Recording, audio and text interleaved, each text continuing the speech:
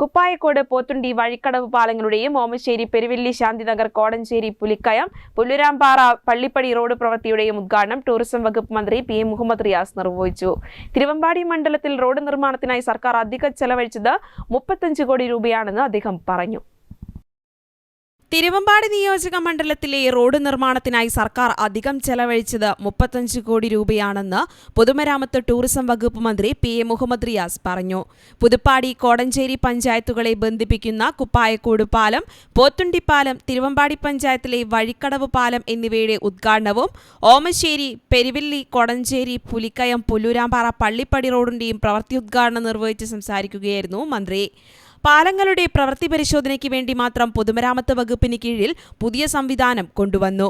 ഭരണാനുമതി ലഭിച്ച പാലങ്ങൾക്ക് സാങ്കേതികാനുമതി ലഭിക്കാനുള്ള കാലതാമസം ഒഴിവാക്കുക, സാങ്കേതികാനുമതി ലഭിച്ചതിന് ടെൻഡർ സ്റ്റേജിൽ എത്താത്ത പ്രശ്നത്തിന് പരിഹാരം കാണുക, ടെൻഡർ സ്റ്റേജിൽ എത്തിയവർക്ക് പ്രവൃത്തി ആരംഭിക്കുക, പ്രവൃത്തി ആരംഭിച്ച പാലങ്ങൾ പല കാരണങ്ങളാൽ പ്രവൃത്തി മുടങ്ങിയതിന്റെ പ്രശ്നങ്ങൾ പരിഹരിക്കുക എന്നീ കാര്യങ്ങൾക്ക് വേണ്ടി റിവ്യൂ നടത്തി ഈ സംവിധാനം മുന്നോട്ട് കൊണ്ടുപോയി.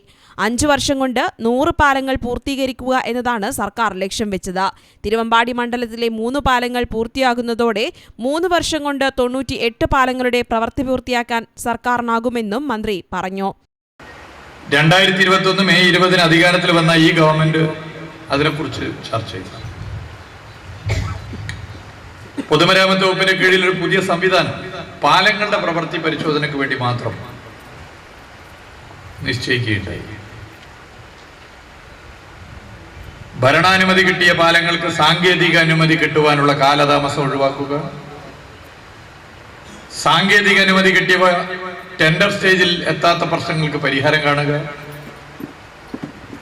ടെൻഡർ സ്റ്റേജിൽ എത്തിയവയെ പ്രവൃത്തി ആരംഭിക്കുന്നതിലേക്ക് പെട്ടെന്ന് എത്തിക്കുക, പ്രവൃത്തി ആരംഭിച്ച പല പാലങ്ങളും പല പ്രശ്നങ്ങൾ കാരണം മുടങ്ങിക്കിടക്കുന്നതിന്റെ പ്രശ്നങ്ങൾ പരിഹരിക്കുക